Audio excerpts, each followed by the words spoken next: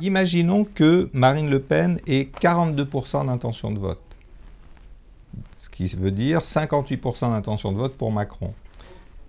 Taux effectif de participation le jour du vote pour Marine Le Pen, 90%.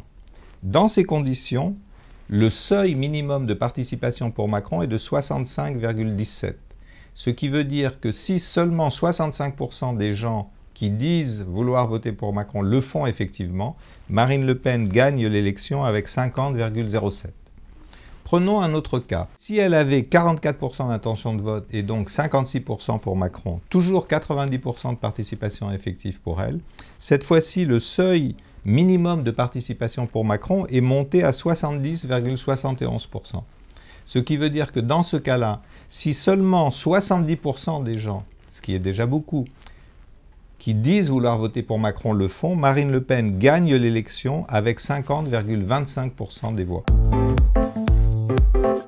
Il faut donc préciser qu'il y a deux phénomènes qui vont se corréler. Le premier phénomène est la dynamique d'opinion. Elle peut gagner des points en partant de ce socle de 40%. Et ensuite, chaque point qu'elle gagne augmente la barre nécessaire de participation pour Macron. Dans l'exemple que je vous ai donné, 2% de plus en intention de vote ont donné 5% de plus pour la participation nécessaire pour Macron. Alors, peut-être que tout ça ne se réalisera pas. Ce que je peux dire, c'est que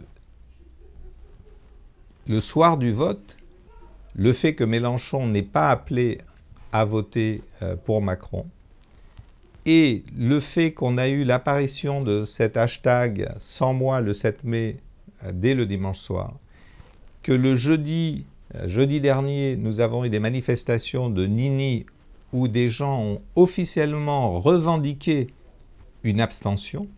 Donc aujourd'hui, Marine Le Pen pourrait gagner l'élection, bien qu'elle ait des intentions de vote bien loin des 50%. Sciences Po.